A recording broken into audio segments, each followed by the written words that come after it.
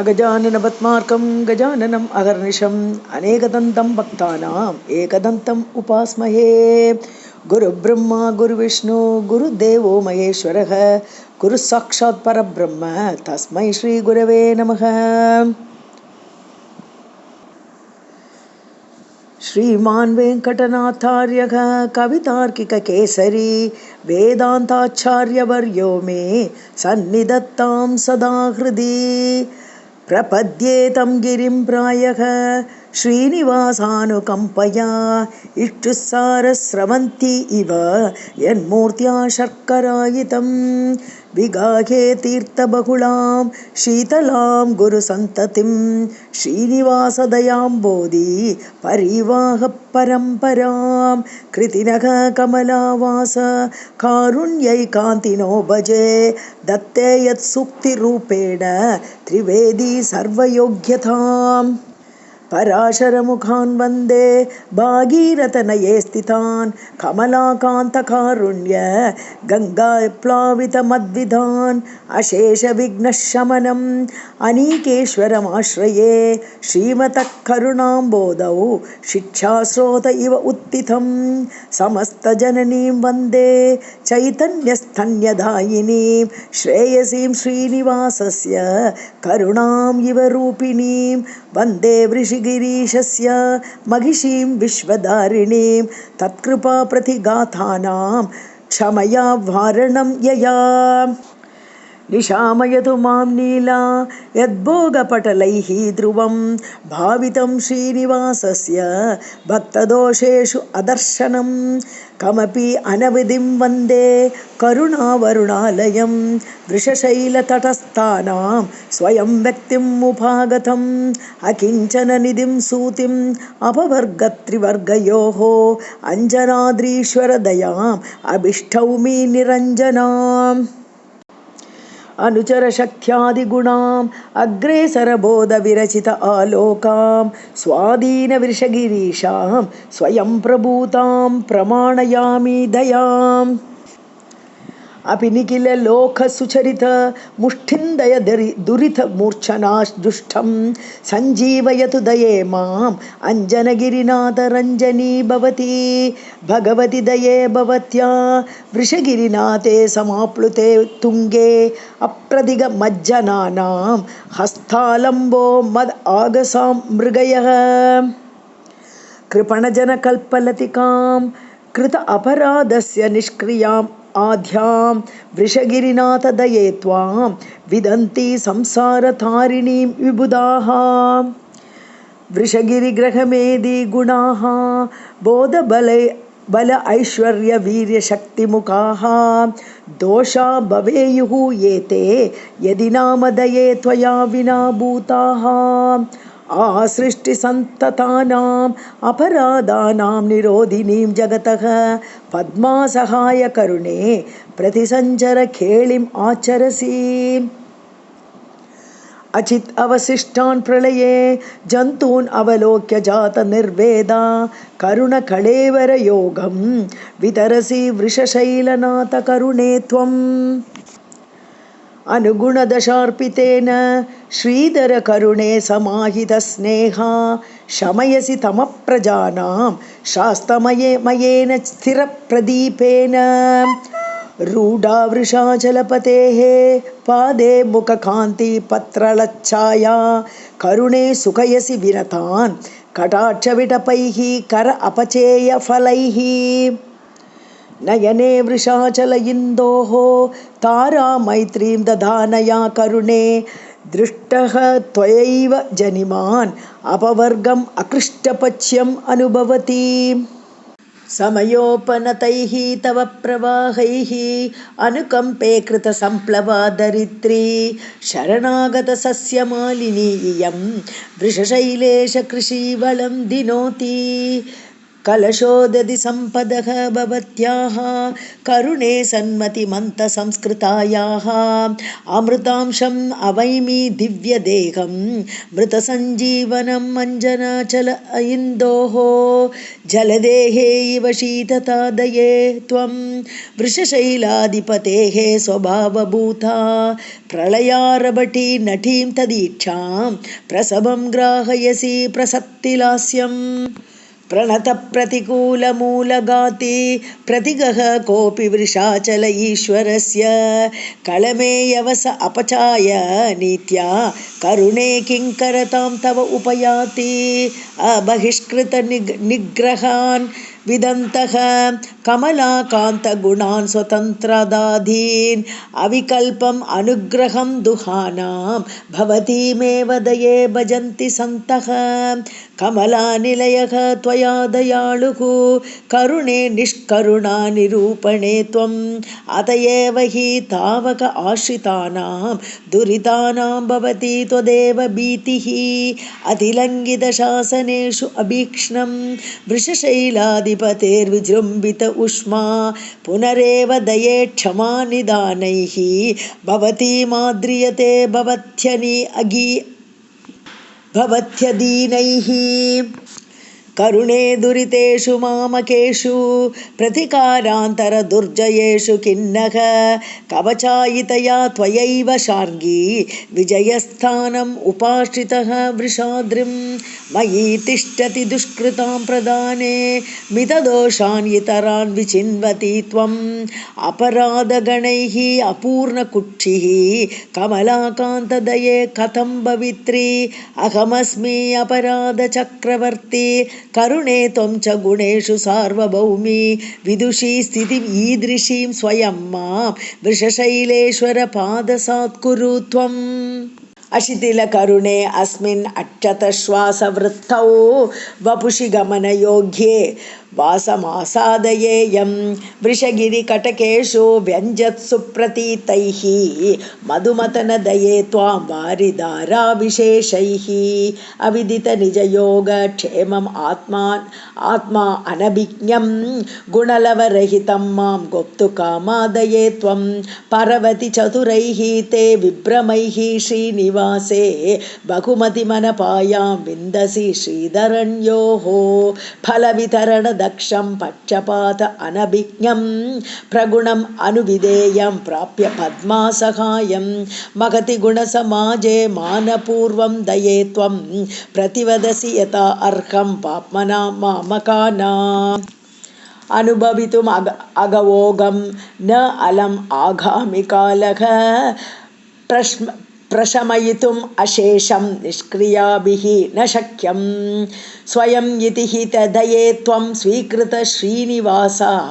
शिथिलितभवभीतिः श्रेयसे जायसे नः अवतरणविशेषैः आत्मलीला अपदेशैः अवमतिम् अनुकम्पे मन्दचित्तेषु विन्दन् वृषभशिखरिनाथः त्वन्निदेशेन नूनं भजति शरणभाजां भाविनः जन्मभेदान् परहितम् अनुकम्पे भावयन्त्यां भवत्यां स्थिरम् अनुपदिहार्दं श्रीनिवासो ददानः ललितरुचिषु लक्ष्मी भूमि नीलासु नूनं प्रतयति बहुमानं त्वत्प्रति इच्छन्दबुद्ध्या वृषगिरिसविदेषु व्याजतः वासभाजां दुरितकलुषितानां दूयमानादये त्वं करुणविलयकाले कान्दिशीकस्मृतीनां स्मरयसि बहुलीलं माधवं सावधानां दिशि दिशि गतिविद्भिः देशिकैः नीयमाना स्थिरतरमनुकम्पे स्त्यानलग्नागुणैस्त्वं परिगतवृषशैलं पारम् आरोपयन्ती भवजलधिगतानां पोतपात्री भवित्री परिमितफलसङ्गात् प्राणिनः किं पचानाः निगमविपणिमध्ये नित्यं मुक्तानुशक्तं प्रसदनम् अनुकम्पे प्राप्तवत्या भवत्या वृषगिरिहरिनीलं व्यञ्जितं निर्विशन्ति त्वयि बहुमतिहीनः श्रीनिवास अनुकम्पे जगति गतिमिह अन्यां देवी सम्मन्यते यः स खलु विबुधसिन्धौ सन्निकर्षे वहन्त्यां शमयति मृगतृष्णा बीचिकाभिः पिपासाम् आज्ञां ख्यातिं धनम् अनुचरान् आदिराज्यादिकं वा काले दृष्ट्वा कमलवसतेः अपि अकिञ्चित्कराणि पद्माकान्तं प्रणिहितवतीं पालने अनन्यसाध्ये सार अभिज्ञा जगति कृतिनः संश्रयन्ते दये त्वाम् प्राजापत्यप्रभृतिविभवं प्रेक्ष्य पर्याय दुःखं जन्माकाङ्क्षेण वृषगिरिवने जग्मुषां तस्तुषां वा आशासानाः कतिचन विभोः त्वत्परिष्वङ्गधन्यैः अङ्गीकारं क्षणमपि दये हार्दतुङ्गैः अपाङ्गैः नाभि पद्मस्फुरणजुबसुभगा नव्यलीलोत्पलाभा क्रीडाशैलं कमपि करुणे वृण्वती वेङ्कटाख्यं शीता नित्यं प्रसदनवती श्रद्ददाना अवगाह्या दिव्या काचित् जयति महती दीर्घिका तावकीना यस्मिन् दृष्टे तद् इतरसुखैः गम्यते गोष्पदत्वं सत्यं ज्ञानं त्रिभिः अवधिभिः मुक्तम् आनन्दसिन्धुं तत्स्वीकारातमिह कृतिनः सूरिवृन्द अनुभाव्यं नित्य अपूर्वं निधिमिव दये निर्विशन्ति अञ्जनाद्रौ सारं लब्ध्वा कमपि सकतः श्रीनिवास अम्बुराशेः काले काले गणरसवती कालिका इव अनुकम्पे व्यक्त उन्मेषा मृगपतिगिरौ विश्वम् आप्याययन्ती शील उपज्ञं क्षरति भवति शीतलं सद्गुणौघम् भीमे नित्यं भवजलनिधौ मज्जतां मानवानाम् आलम्बार्थं वृषगिरिपतिः त्वन्निदेशात् प्रयुङ्क्ते प्रज्ञासारं प्रकृतिमगतां मूलभोगेन जुष्टं शाखाभेदैः सुभगमनगं शाश्वतं शास्त्रपाणिम् विद्वत्सेवा कथकनिकषैः वीतपङ्क आशयानां पद्माकान्तः प्रणयति दये दर्पणं ते स्वशास्त्रं लीलादक्षां त्वदनवसरे लालयन् विप्रलिप्सां मायाशास्त्राण्यपि धमयितुं त्वत्प्रपन्नप्रतीपान् दैवात् प्राप्ते वृषगिरितटं देहिनी त्वत्निदानात् स्वामिन् पाहि इति अवशवचने विन्दति स्वापमन्त्यं देवश्रीमान् दिशति करुणे दृष्टिमिच्छन् त्वदीयाम् उद्धातेन श्रुतिपरिषदाम् उत्तरेण आभिमुख्यं श्रेयस्सूतिं सकृतविदये सम्मतां यः सखीं ते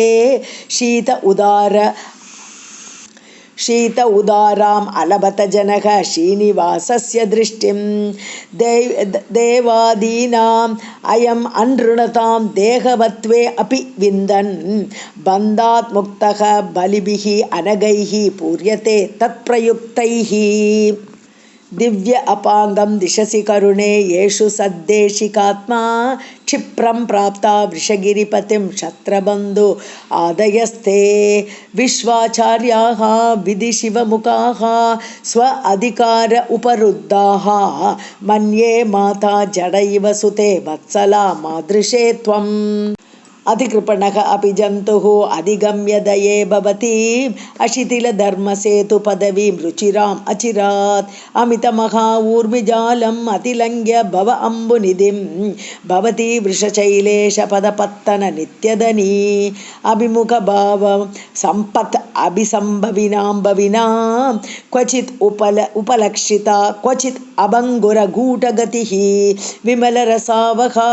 वृषगिरीशदये भवति सपदि सरस्वती इव शमयति अगम् अप्रतिगम् अपि करुणे जनस्य तरुण इन्दुविभूषणताम् अपि कमलासनत्वम् अपि धाम वृषाद्रिपतेः तरतमतावशेन तनुते ननुते विततिः परहितवर्ष्मणा परिपचेलिम केलिमती धृतभुवनादये त्रिविधगति अनुकूलतरा वृषगिरिनाथपादपरिरम्भवती भवती अविदितवैभवा अपि सुरसिन्धुरिव आतनुते सकृद् अवगाहमानम्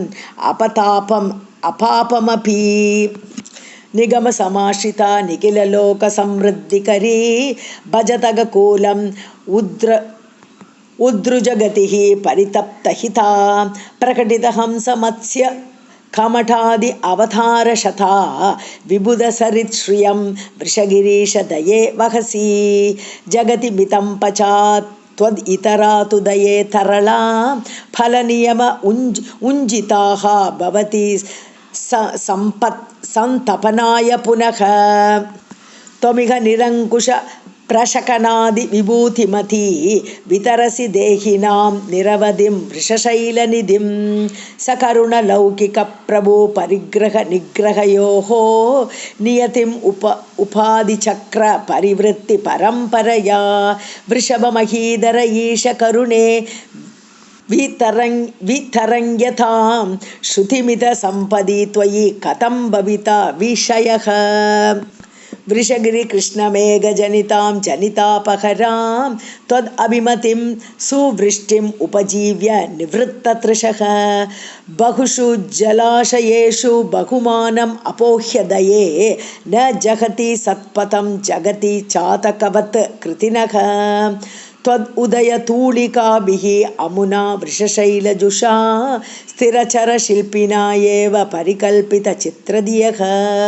यतिपतियामुनप्रभृतयः प्रतयन्ति दये जगति हितं न नः त्वयि भरन्यासनात् अधिकम् मृदुहृदये दये मृदितकामहिते महिते धृतविबुधे बुधेषु वितत आत्मधुरे मधुरे वृषगिरिं सार्वभौमदयिते महिते महतीं भावुकनिधे निधेहि भवमूलहरां लहरीम् अकूपारैः एक उदकसमयवैतण्डिकजवैः अनिर्वाप्यां क्षिप्रं शपयितुम् अविद्याख्य वडवां कृपे त्वं तत्तादृक्प्रतिमवृषपृथ्वीधरपती स्वरूपद्वैगुण्य द्विगुणनिजबिन्दुः प्रभवसि विवित्सा वेताళी विगमपरिशुद्धे अपि हृदये पटुप्रत्याहारप्रभृतिपटुपाकप्रचकिताः नमस्तस्त्वां नारायणशिखरी कूटस्थकरुणे निरुद्धत्वद्रोहाः नृपतिसुतनीतिं न जगति अनन्य अधीनः सन् भवति परतन्त्रप्रणमतां कृपे सर्वद्रष्टा न गणयति तेषाम् अपकृतिं पतिः त्वत्पारार्थ्यं प्रतयति वृषश्माधरपतिः व्यवस्थां वैयाख्यादिति विघटयन्ति विहरसि अपां पत्युः शत्रूनसहन मुने धर्मनिगलं कृपे काकस्य एकं हितम् इति हिनस्ति स्म नयनं विलीनस्वातन्त्र्यः वृषगिरिपतिः त्वद् विहृतिभिः दिशत्येवं देवी जनितसुगतिं दण्डनगतिम् निषादानां नेता कपिकुलपतिः कापि शबरी कुचेलः कुब्जा सा व्रजयुवतयोः माल्यकृत् इति अमीषां निम्नत्वं वृषगिरिपतेः उन्नतिमपि प्रभूतैः स्रोतोभिः प्रसवमनुकम्पे समयसि त्वया दृष्टः तुष्टिं भजति परमेष्टि निजपदे वहन्मूर्तिः अष्टौ विकरति मृडानि परिवृडः बिभर्ति स्वाराज्य वृषशिखरी शृङ्गारि करुणे शुनासीरः देवासुरसमरनासीरसुभटः दये दुग्ध उदन्वत् व्यतियुतसुधासिन्धुनयतः त्वद् आश्लेषात् नित्यं जनितमृतसञ्जीवनदशाः स्वदन्ते दान्तेभ्यः श्रुतिवदनकर्पूरगुलिकाः विशृण्वन्तः चित्तं वृषशिखरी विश्वम्बरगुणाः जगज्जन्मस्तेम प्रलयरचना केलिरसिकः विमुक्ति एकद्वारं विघटितकवाटं प्रणयिनाम् इति त्वयि आयत्तं द्वितयम् उपदीकृत्य करुणे विशुद्धानां वाचं वृषशिखरिनाथः स्तुतिपदम् कलिक्षोभ उन्मीलत् क्षितिकलुषकूलङ्कषजवैः अनुच्छेदैः एतैः अवटतट वैषम्यरहितैः प्रवाहैः ते पद्मासगचर परीक्ष्कारिणी कृपे विकल्पन्ते अनल्पाः वृषशिखरिणः निर्जरगणाः किलं चेतो वृत्तेः किमिदमिति विस्मेरभुवनं कृपे सिंहश्माभृत् कृत मुख चमत्कारकरणं भरन्यासच्छन्न प्रबल वृजिन प्रावृत वृथा प्रतिप्रस्थानं ते श्रुतिनगर शृङ्काटकजुषः त्रिविधचित् अचित् सत्ता स्थेम प्रवृत्ति नियामिका वृषगिरि विभोः इच्छा सात्वं परैः अपर आहता कृपणभरभृत् किं कुर्वाणः प्रभूतगुणान्तराः वहसि करुणे वैचक्षण्यं मदीक्षण साहसे वृषगिरिपतेः हृद्या विश्व अवतारसहायिनी क्षपितनिकल अवध्या देवी क्षमादि निषेविता भुवनजननी पुंसां भोग अपवर्गविदायिनी वीतमसि पदे व्यक्तिं नित्यां बिभर्षिदये स्वयमुदयिनः सिद्धाद्या आविष्कृतश्च शुभ आलयाः विविध विभव व्यूह आवासाः परं च पदं विभोः वृषगिरिमुखेषु एतेषु इच्छा अवधि प्रतिलब्धये दृढविनिहिता निःश्रेणिस्त्वं दये निजपर्वभिः हितमिति जगद्दृष्ट्या क्लृप्तैः अक्लृप्तफलान्तरैः अमतिविहितैः अन्यैः धर्मायितैश्च यदृच्छया परिणत बृहच्छद्मा पद्मासहायदये स्वयं प्रादिशसि निज अभिप्रेतं नः प्रशामयत् अपत्रपा अतिविधि शिवैः ऐश्वर्यात्मानुभूतिरसैः जनान् आहृदयम् इह उपचन्द्यै येषाम् असङ्ग दशार्थिनी त्रिशितजनता तीर्थस्नानक्रमक्षपित येन सा वितरसि दये वीत आतङ्का वृषाद्रिपतेः पदं वृषगिरिसुधासिन्धौ जन्तुः दये निहितः त्वया भवभयपरितापचित्यै भजन् अगमर्षणं मुषितकलुषः मुक्तेः अग्रेसर अभिपूर्यते स्वयम् उपनतैः स्वात्मानन्दप्रभृति अनुबन्धिभिः अन्यतरजुषामन्तः मूले अपि अपाय परिप्लवे कृतविद अनघा विच्छिद्य येषां कृपे यमवश्यतां प्रपदनफल प्रत्यादेश प्रसङ्गविवर्जितं प्रतिविधिम् उपादत्से सार्धं वृषाद्रिहित ऐषिणाम् क्षणविलयिनां शास्त्रार्थानां फलाय निवेशिते सुरपितृगणे निर्वेशित प्रागपि प्रलयं गते अधिगतवृषक्ष्माभृत् नाथाम् अकालवशं वदां प्रतिभुवम् इह व्याचक्युः त्वां कृपे निरुपप्लवाम् त्वदुपसदनात् अद्य श्वः वा महाप्रलयेऽपि वा वितरति निजं पादाम्बोजं वृषाचलशेखरः तदिह करुणे तत्तत्क्रीडातरङ्गपरम्परा तरतमतया जुष्टायाः ते दुरत्ययतां विदुः प्रणिहितधियां त्वत्सम्पृक्ते वृषाद्रिशिखामणौ प्रसृमसुधाधार आकारा प्रसीदति भावना दृढमिति दये दत्त आस्वादं विमुक्तिबलाहकं निवृत्तगरुतक निध्यायन्ति स्थिर आशयचातकाः कृपे विगतवेळया कृतसमग्रपोषैः त्वया कलिज्वलन दुर्गते जगति कालमेघायितं वृषक्षितिधरादिषु स्थितिपदेषु सानुप्लवैः वृषाद्रिपतिविग्रहैः व्यपगत अखिल अवग्रहैः प्रसूय विविधं जगत्तद् अभिवृद्धये त्वं दये समीक्षणविचिन्तन प्रभृतिभिः स्वयं तादृशैः विचित्रगुणचित्रितां विविधदोषवैदेशिकी वृषाचलपतेः तनुं विशसि मत्स्यकूर्मादिकाम् युगान्तसमयोचितं भजति योगनिद्रारसं वृषक्षितिभृत् ईश्वरे विहरणक्रमाज्जाग्रती उदीर्णचतुरर्णवी कदनवेदिनी मेदिनी समुद्धृतवती दये तद् अभिजुष्टया दंष्ट्रया सठापटलभीषणे स रभस अट्टहास उद्भटे स्फुरत्कृति परिस्फुटत् भ्रुकुटिके अपि वक्त्रे कृते दये वृषगिरीशितुः धनुजडिम्बदत्तस्तना सरोजसदृशा दृशा समुदित आकृतिः दृश्यसे प्रसक्तमधुना विधिप्रणिहितैः सपर्या उदकैः समस्तदुरितच्छिदा निगमगन्धिना त्वं दये अशेषम् अविशेषित त्रिजगत् अंजनाद्रि ईशितुः चराचरम् अचीकरत् चरणपङ्कजेन अंकितम् परशु अथ तपोदन प्रतन सत्क्रतु उपाकृत क्षितीश्वर पशुक्षरत् क्षतज कुङ्कुमस्तासकैः वृषाचल दयालुना ननु विहर्तुम् आलिप्यताः निदाय हृदये दये निहतरक्षितानां हितम् कृपे कृतजगद्हिते कृपणजन्तुचिन्तामणे रमा सहचरं तदा रघुदुरीणयन्त्या त्वया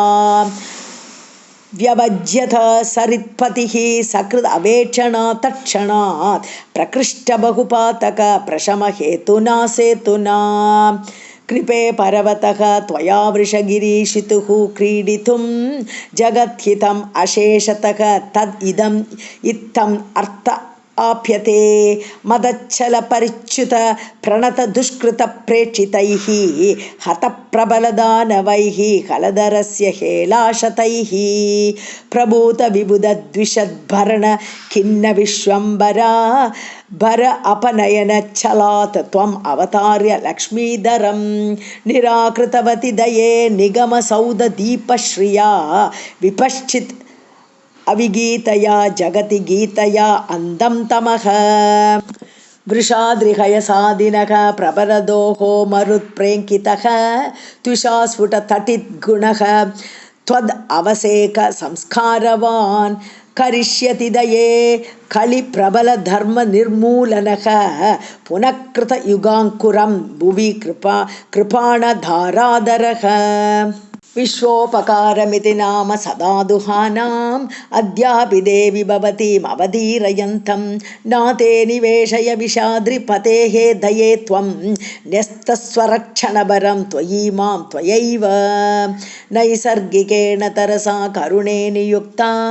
निम्नेतरेऽपि मयि ते विततिः यदि स्यात् विस्मापय वृषगिरीश्वरम् अपि अवार्या वेला अतिलङ्घनदशा इव महाम्बुराशेः विज्ञातशासनगतिः विपरीतवृत्त्या वृत्रादिभिः परिचितां पदवीं भजामि एवं विधे वृषगिरीशदये मयि त्वं दीने विभोः शमयदण्डधरत्वलीलां मा साहसोक्तिः घनकञ्चुककञ्चित अन्यः पश्यत्सु तेषु विदधामि अतिसाहसानि पद्मासहाय करुणे न ऋणत्सि किं त्वं घोरं कुलिङ्गशकुनेः इव चेष्टितं मे विक्षेपमर्हसि दये विपलायिते अपि व्याजं विभाव्य वृषशैलपतेः विहारं स्वाधीनसत्त्वसरणिः स्वयम् अत्र जन्तौ द्रागीयसि दृढतरा गुणवागुरा त्वं सन्तन्यमानं अपराधगणं विचिन्त्य कस्यामि हन्त भवतीं च विभावयामि अह्नाय मे वृषगिरीशदये जहि इमाम् आशीविषग्रहणकेळिनिवाम् अवस्थाम् औत्सुक्यपूर्वम् उपकृत्य महा अपराधान् मातः प्रसादयितुमिच्छति मे मनः त्वाम् आलिह्यतान् निरवशेषम् अलब्धतृप्तिः ताम्यसि अहो वृषगिरीशधृता दये त्वम् जह्यादृशाचलपतिः प्रतिगे अपि न त्वाम् घर्म उपतप्त इव शीतलताम् उधन्वान् सा माम् अरुन्धुद भरन्यानसन अनुवृत्तिः तद्वीक्षणैः स्पृशदये तव केलिपद्मैः दृष्टे अपि दुर्बलधियं दमनेऽपि दृप्तं स्नात्वापि धूलिरसिकं भजनेऽपि भीमं बद्ध्वा गृहाण वृषशैलपतेः दये मां त्वद्वारणं स्वयम् अनुग्रह शृङ्खलाभिः न अतः परं किमपि मे त्वयि नातनी इयं मातः दये मयि कुरुष्व तथा प्रसादं बद्ध आदरः वृषगिरिप्रणये यथा असौ मुक्त अनुभूतिम् इह दास्यति मे मुकुन्दः निस्सीम वैभवजुषां विशतां गुणानां स्तोतुः दये वृषगिरीश गुणेश्वरीं त्वां तैः एव नूनम् अवशैः अभिनन्दितं मे सति आपितं तव बलात् अकुतो भयत्वम् अद्यापि तद्वृषगिरीशदये भवत्याम् आरम्भमात्रम् अनिदं प्रतनस्तुतीनां सन्दर्शित स्वपरनिवर्हणा सहेताः मन्दस्य साहसमिदं त्वयि वन्दिनो मे प्रायोदये त्वदनुभावमहाम्बुराशौ प्राचेतसप्रभृतयः अपि परं तटस्थाः तत्र अवतीर्णम् अतलस्पृशम् आप्लुतं मां पद्मापते प्रकसन उचितम् आद्रियेताः वेदान्तदेशिकपदे विनिवेश्य बालं देवः दयाशतकम् एतत् अवादयन् मां वैहारिकेण विधिना समये गृहीतं वीणाविशेषमिव वेङ्कटशैलनाथः अनवधिम् अधिकृत्य श्रीनिवास अनुकम्पाम् आवितत विषयत्वात् विश्वम् अव्रीडयन्ति विविधकुशलनीवी वेङ्कटेशप्रसूता सुतिरियम् अनवद्या शोभते सत्त्वभाजाम् शतकमिदमुदारं सम्यक् अभ्यस्यमानान् वृषगिरिमधिरुह्य व्यक्तमालोकयन्ति अनितरशरणानाम् आदिराज्ये अभिषिञ्चेत् शमितविमतपक्षा शार्ङ्गधन्वानुकम्पाम् विश्व अनुग्रहमातरं व्यतिषजत् स्वर्ग अपवर्गौ सुधासद्रीची इति वेङ्कटेश्वरकविः भक्त्या दयाम् अस्तुत पद्यानाम् इह यद्विधेय भगवत्सङ्कल्पकल्पद्रुमात् जञ्जामारुतदूतचूतनयतः साम्पातिको अयं क्रमः कामं सन्तुमितः करम्बितगुण अवध्यानि पद्यानिनः कस्यास्मिन् शतके सदम्बुकतके दोषश्रुतिं क्षम्यति निष्प्रत्यूह वृषाद्रिनिर्जर जरत्कारच्छलेन उच्छलन् दीन आलम्बन दिव्यदम्पति दया कल्लोलकोलाहलः इति दयाशतकं समाप्तम्।